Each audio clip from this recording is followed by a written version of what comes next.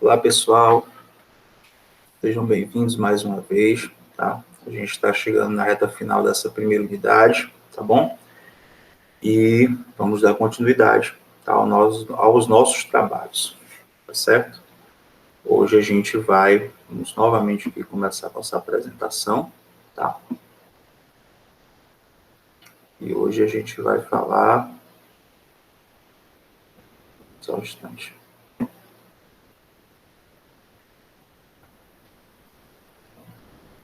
Ok, vamos esperar compartilhar.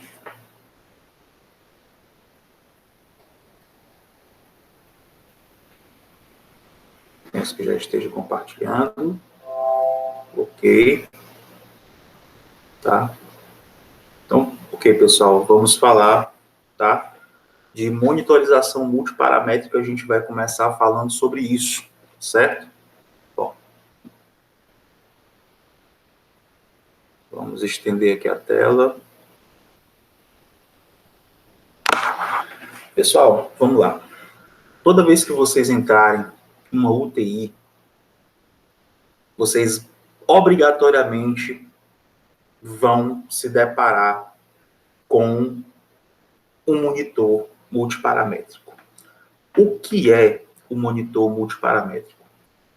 Esse monitor, ele existe obrigatoriamente dentro das unidades de terapia intensiva por um motivo muito simples, que a gente aprendeu na nossa primeira aula de segunda-feira. Qual foi esse motivo? O paciente que está em UTI, ele tem a necessidade de ser monitorizado, de ser acompanhado 24 horas por dia. Por quê, pessoal? Qual é o nome da nossa disciplina? Paciente crítico, porque ele não é um paciente estável, ele é um paciente crítico, ele é aquele paciente que ele pode apresentar um desequilíbrio, apresentar um distúrbio, uma instabilidade que pode levá-lo à morte, e ele precisa, por conta disso, estar sob vigilância constante 24 horas por dia. E se existe um aparelho dentro da UTI que nos dá essa condição, é esse rapaz bem aqui, é o monitor multiparamétrico, tá certo?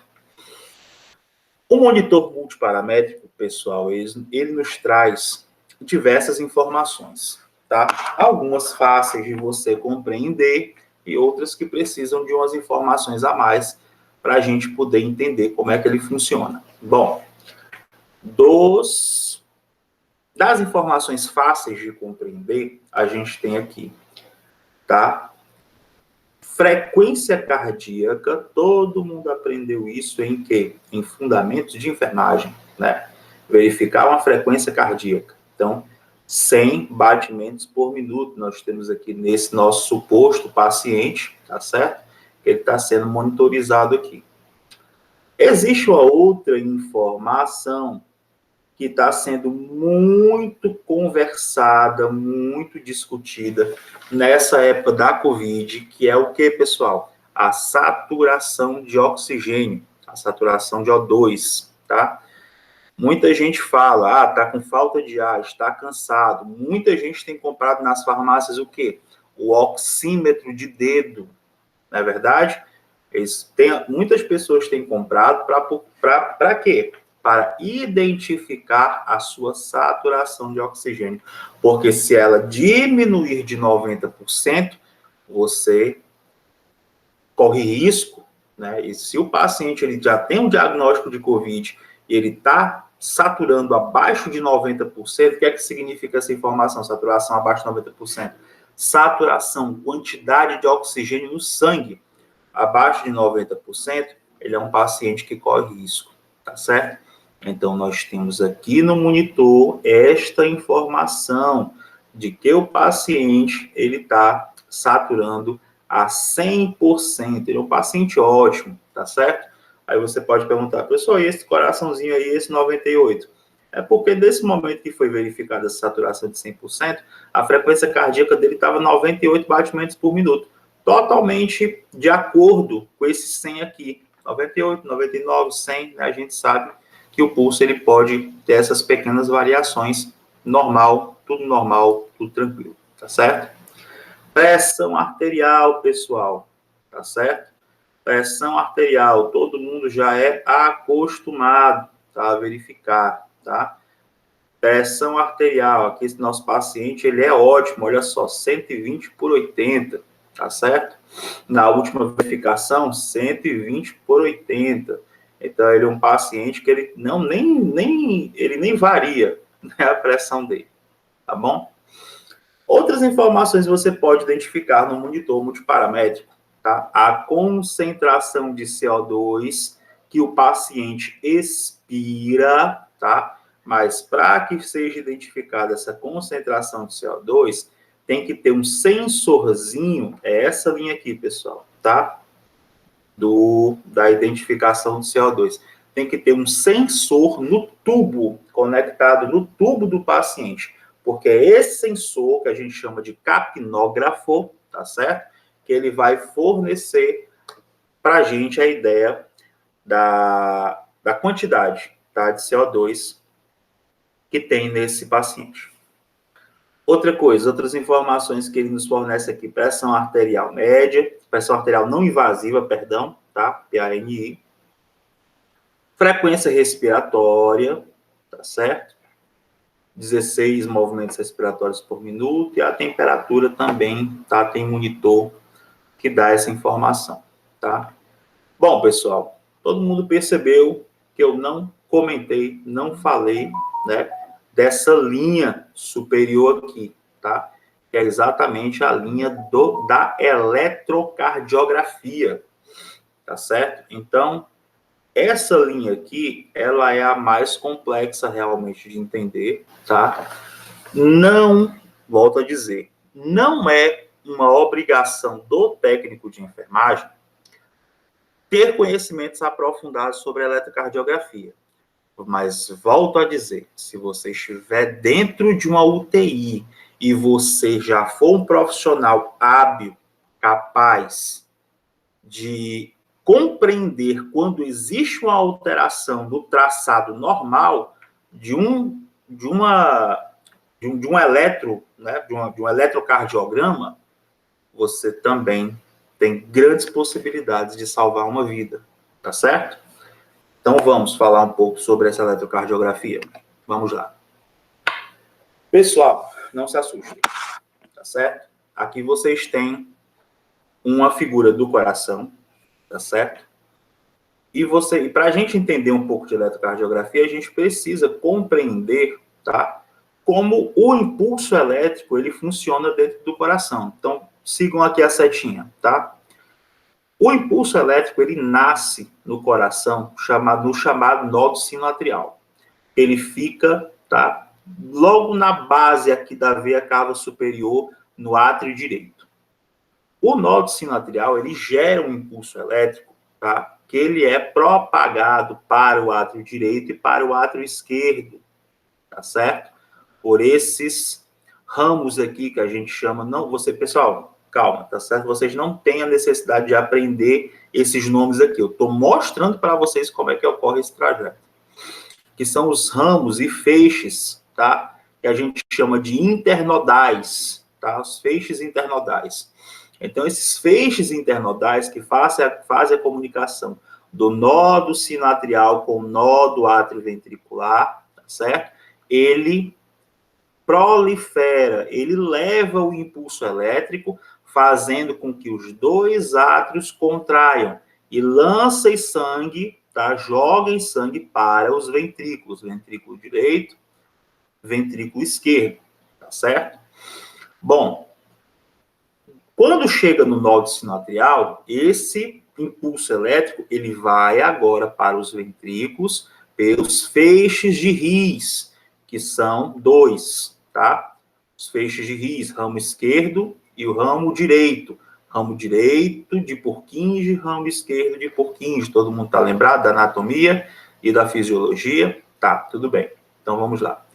Por que eu falei tudo isso, pessoal? Eu falei tudo isso para que vocês entendam uma coisa, que a frequência cardíaca que o movimento de batimento, de bombeamento do sangue no coração, ele começa pelos átrios. Quando os átrios, eles contraem, fazem sístole, jogam o sangue para dentro dos ventrículos e terminam nos ventrículos, com a sístole ventricular, jogando sangue para todo o corpo, tá certo? Isso é importantíssimo de saber. Por quê? Porque um paciente, quando está dentro de uma UTI, que ele vai fazer uma parada cardíaca, ele vai evoluir para uma parada cardíaca, ele faz um quadro de fibrilação ventricular. O que é a fibrilação ventricular? É quando os átrios e os ventrículos, eles contraem na mesma hora, no mesmo momento, fazendo com que esse coração ele se torne incapaz, insuficiente para jogar sangue para o corpo todo. Esse paciente ele precisa ser desfibrilado, tá certo? Isso é procedimento de emergência e de dentro de UTI. Você, como técnico de enfermagem, é importantíssimo você saber, pelo menos, quando o paciente ele está fibrilando, para que você possa ali estar ajudando a salvar essa vida. Tá bom? Vamos passar. Bom, dá licença, só mando aqui. Pessoal, uma onda normal, tá? Uma onda como essa aqui, me permitam voltar para cá. Uma onda como essa aqui é uma onda normal, tá? Preste bem atenção e fique atento para você saber o que é uma onda normal. Por quê, professor? Porque qualquer coisa que varie disso aqui pode ser uma normalidade. Isso talvez seja importante você comunicar ao enfermeiro da sua equipe para que ele possa estar repassando ao médico. Ou você mesmo falar diretamente com o médico, sem problema algum. Se você estiver seguro daquilo que você vai falar, é claro. Então, pessoal, que é para não criar pânico também dentro do serviço, né? Qualquer coisa que você vê, ai meu Deus do céu, não é por aí, tá? Gente, o gráfico normal de uma onda, tá? De um eletrocardiograma é o seguinte. Primeiro, uma onda P, que a gente chama que é essa onda aqui, que é da contração dos átrios, que eu falei para vocês. Aí tem uma parte sem condução, e aqui, esse complexo aqui, bem pontiagudo aqui, é exatamente a contração dos ventrículos, pessoal. Então, olha só, contração dos átrios, contração dos ventrículos, e essa onda grande aqui no final é o relaxamento dos ventrículos. Então, vamos lá. Contraiu os átrios, o sangue saiu dos átrios, direito e esquerdo, foi para os ventrículos. Os ventrículos contraíram, jogaram sangue para o corpo inteiro. E agora os ventrículos estão relaxando para receber sangue novamente, para começar tudo de novo. Tá certo? Esse é um padrão normal. Tá. Essa parte aqui, pessoal, realmente eu não vou entrar em detalhes com vocês, não. Eu admito que isso aqui era um assunto claro. Você, como estudante, você tem mais do que o direito de aprofundar isso aqui. Mas isso aqui seria interessante a gente estar no laboratório para poder passar para vocês, que é eletrofisiologia da célula muscular cardíaca, mas é algo um pouco mais complicado, tá certo? Agora, deixa eu dar uma informação aqui importante para vocês. Vamos entrar nesse mérito dessa questão, não, mas para não deixar esse slidezinho aqui passar batido, vou dar uma informação importantíssima para vocês. Eu falei, agora há pouco, da condução elétrica do coração, que todo o processo ele começa no nó sinoatrial, né? A criação, a geração do impulso elétrico no coração ocorre devido a uma desconcentração, uma quebra de gradiente, uma quebra de concentração entre esses entre esses 4 íons aqui principais: sódio, potássio, cálcio e cloreto, tá certo? Então, tá ok, você pode me perguntar, e aí, professor, por que você está falando isso? Porque você já imagina, tá certo? A importância que esses eletrólitos, sódio, potássio, cálcio e cloreto, têm dentro do seu organismo.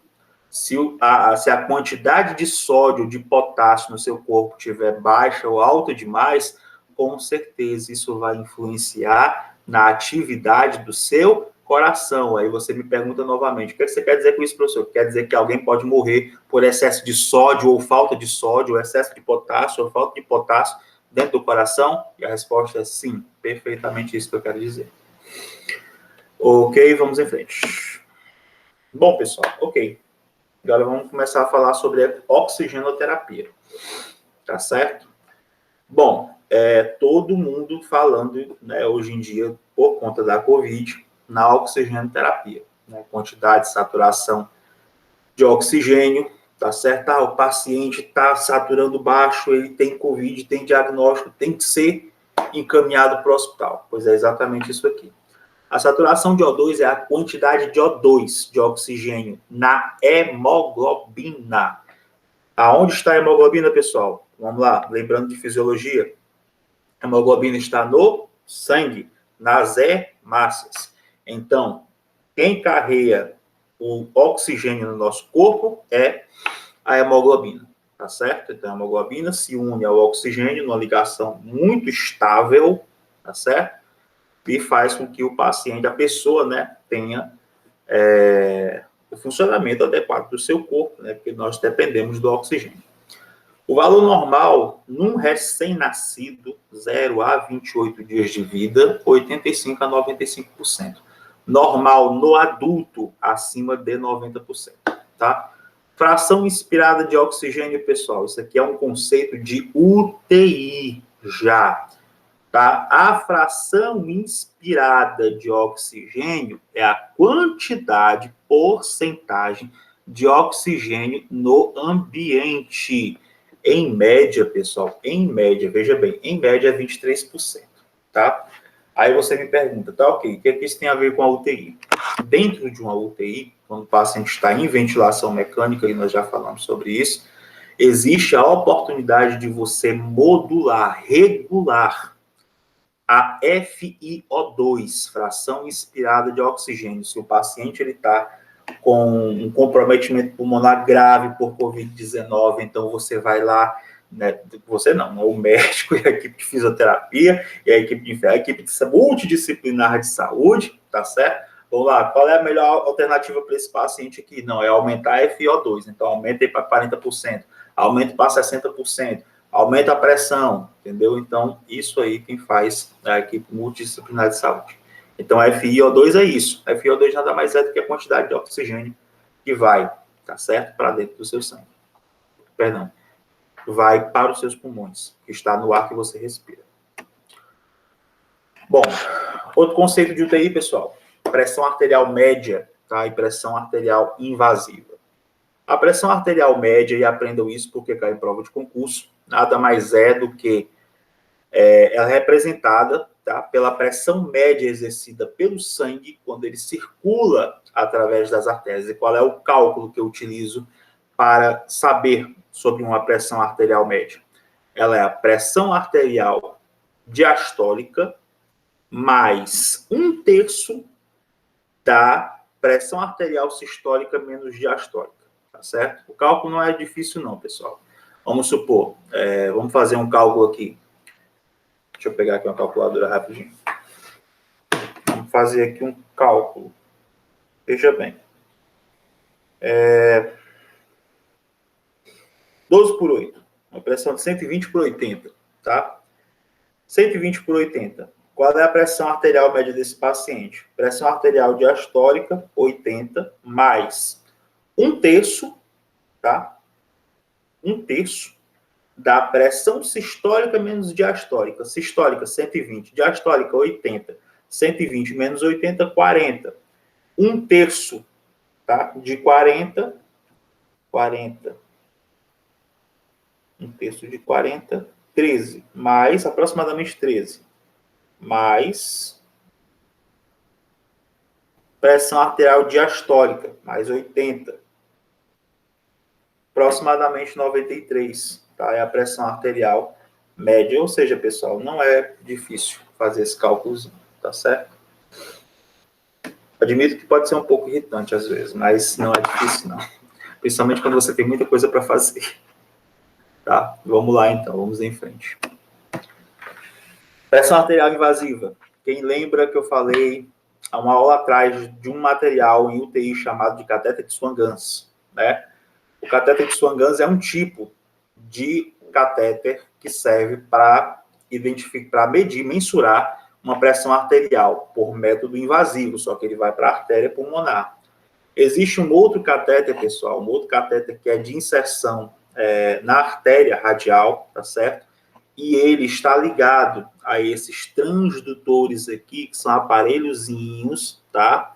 Digitais, que verificam a pressão diretamente do catéter que foi inserido dentro da artéria, tá certo?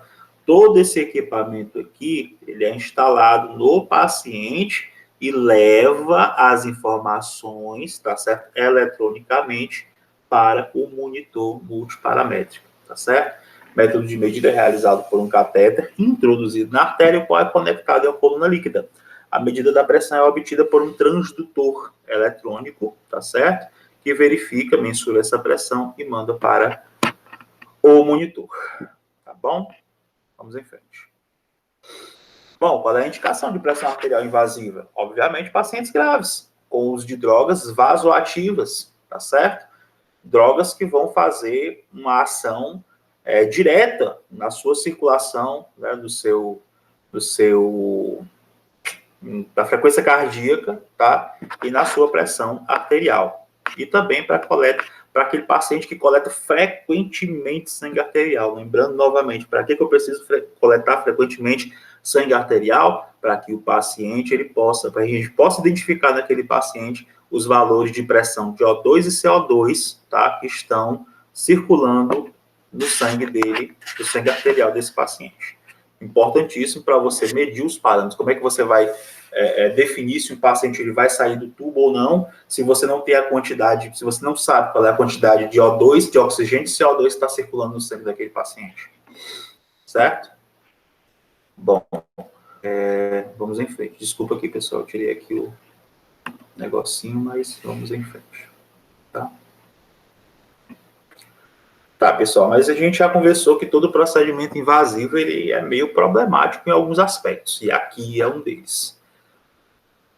A pressão arterial invasiva, um catéter que ele é instalado dentro de uma artéria, ou então até mesmo uma coleta de gasometria mal feita, ou então sem ter feito os testes adequados, provocam isso aqui no paciente, ó, necrose, morte do tecido aqui. Possivelmente aqui esse paciente aqui, ele talvez, tá, se não for feito uma rápida revascularização aqui das mãos aqui, ele é um paciente que ele corre um seríssimo risco de perder as mãos e até mesmo vir a óbito, tá certo?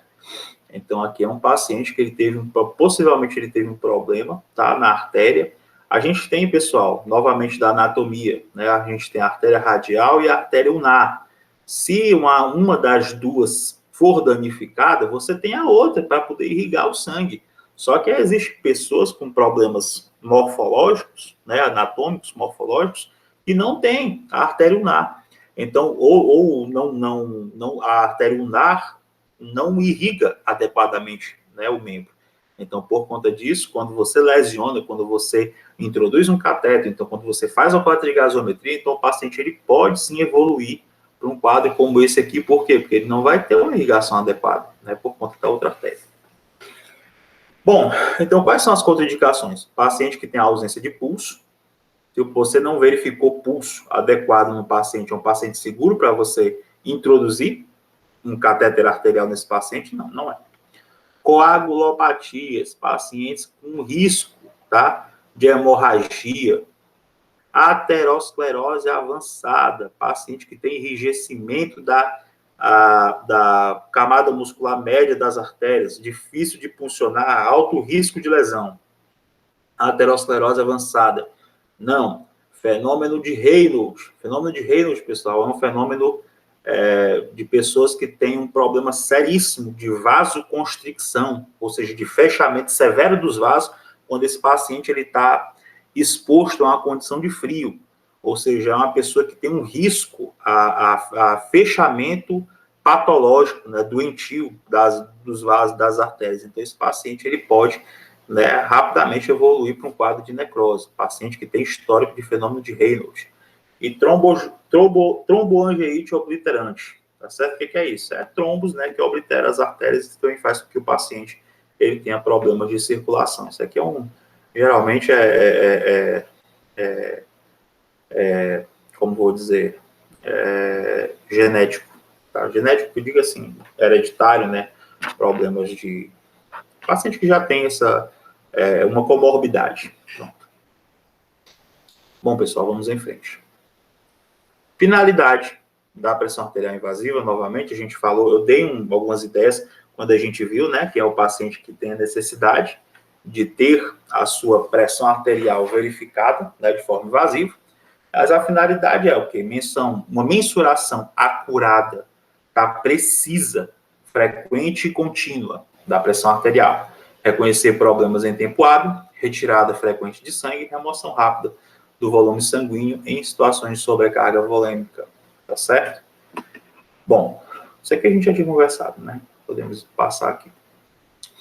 E aqui nós temos os equipamentos, tá certo? Os equipamentos para verificar pressão arterial invasiva, né? Para a gente que trabalha na área da enfermagem, é importantíssimo.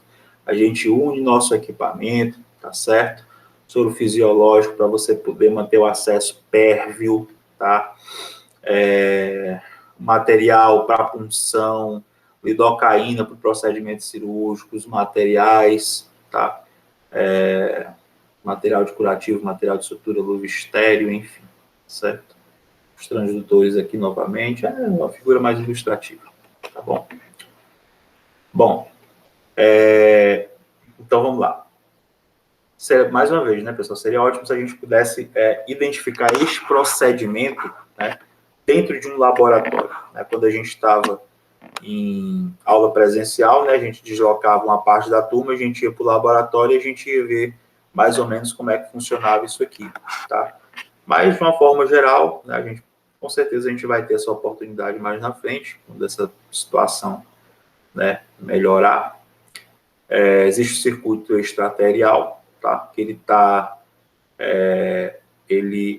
tá, como vou dizer, ele está irrigado, pronto, ele está irrigado, é feita uma irrigação prévia, tá?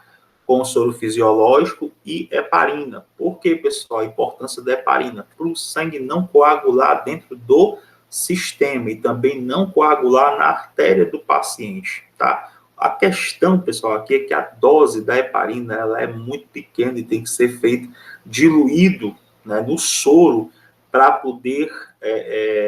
eu falei o termo irrigar, mas é como se você fizesse uma lavagem, pronto, uma lavagem, tá certo? Desse equipe com essa solução de 250 ml de soro fisiológico com 0,5 ml de heparina para evitar que o sangue coagule dentro do sistema.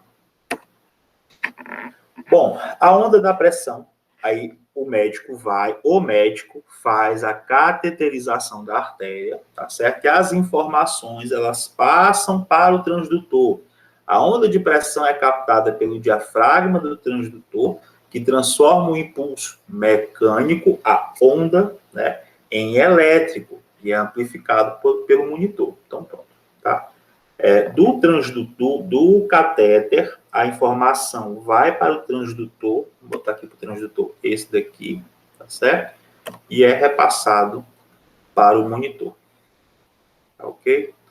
Volto a dizer, a gente vai ter a oportunidade aí mais na frente, né? Tenho certeza disso. E a gente vai poder trabalhar isso aí na prática, tá? Teste de Allen, pessoal. Teste de Allen importantíssimo. Lembra que eu falei que você fazer funcionar a artéria de um paciente sem ter feito os testes adequados pode resultar num problema grave para esse paciente? Então, um dos testes é aqui, o teste de Allen. Tem um texto grande aqui, mas o exame é muito simples, tá? O examinador palpa e aplica pressão sobre as artérias radial e ulnar no pulso, usando 3 dedos em cada artéria. Isso oculta o fluxo do sangue para as mãos totalmente, tanto da radial quanto da ulnar. Faça com que o paciente feche o punho, deixe o punho apertado e depois abra sua mão 10 vezes, ou seja, que é que isso vai fazer? Você obliterou o sangue. Olha só. Você pressionou a artéria ulnar, pressionou a artéria radial. Você fechou o fluxo de sangue arterial para a mão e fez com que o paciente abrisse e fechasse a mão umas 10 vezes. Quando você faz isso, a mão do paciente vai ficar pálida. Por quê? Porque o movimento da mão faz gastar o oxigênio do sangue que está na mão e deixa o sangue, tira, né, o oxigênio. Então, a mão do paciente fica pálida. Então, você vai remover a pressão de uma das duas artérias, ou a artéria radial ou a ulnar. Se a mão do paciente retornar ao aspecto normal, significa que as duas artérias estão funcionando muito bem, então você pode puncionar a artéria desse paciente sem nenhum problema. Ok? Bom. E aí a gente tem a pressão venosa central, tá certo? A pressão venosa central, desculpa de novo, saiu aqui, vamos voltar. A pressão venosa central, pessoal, ela é uma pressão muito verificada dentro de UTI, tá? Para avaliar alguns objetivos básicos, entre eles, a avaliação da pré-carga cardíaca. Professor, o que é uma pré-carga cardíaca? Pré-carga cardíaca é a quantidade de sangue que chega no coração vindo do corpo. Isso é uma pré-carga. Tá, tudo bem. Qual a utilidade de eu saber disso? Imagina, então, você, que a quantidade que chega no sangue, a quantidade de sangue que chega no coração, que deveria chegar no coração, vindo do corpo, está 30% menor. Sabe o que isso quer dizer? Significa que o seu corpo, esses 30% ficaram aonde? Possivelmente nos seus membros inferiores, né? Então, o sangue ele não está voltando do seu corpo para o coração. Imagina lá o circuito cardíaco, né? Então, o sangue é bombeado do coração para os membros superiores e inferiores. Qual é o sangue que tem a maior dificuldade de voltar por causa da gravidade? O das pernas. Quando o coração é fragilizado, quando o coração ele está em quadro de insuficiência cardíaca, qual é um dos principais sintomas do paciente? Edema, inchaço de membros inferiores. Ou seja, o sangue não retorna da periferia do corpo, dos membros inferiores principalmente, de volta para o coração. Essa é a pré-carga. Ótimo indicador de perda de volume sanguíneo, tá certo? Então, quando a pressão venosa central está baixa, significa que a quantidade de líquido dentro do paciente também está muito baixa, tá? A avaliação da evolução do choque, tá? Choque circulatório, tá bom? Prevenção de quadros de desidratação ou congestão circulatória, tá certo? Pelos mesmos motivos. Paciente que tem com PVC, pressão venosa central baixa, obviamente ele está bem desidratado, ou pressão venosa central alta, ele está em congestão circulatória.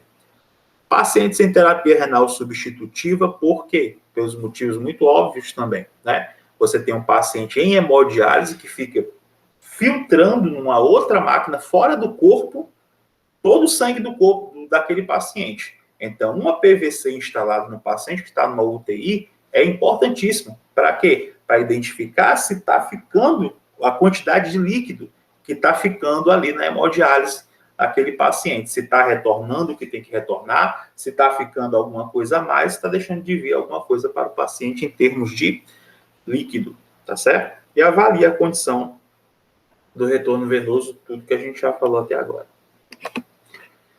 Cuidados com a manutenção, pessoal, do sistema de PVC. Preparo do material necessário e da solução de soro fisiológico. Auxiliar o médico no procedimento da cateterização venosa, oferecendo o material necessário. Realizar a zeragem do transdutor de pressão, alinhando a linha média axilar. Isso aqui também, pessoal, é um outro procedimento que a gente tem que ir para o laboratório ou na prática para a gente poder fazer, tá certo? Não vou cobrar essas nuances aqui de vocês não, porque volto a dizer, isso aqui a gente precisa ter na prática, tá? Proceder à anotação de enfermagem no prontuário do paciente, óbvio. Estar atento à desconexão do sistema, óbvio, porque se tiver algo desconectado, você vai ver a solução toda do sistema indo literalmente por água abaixo, né?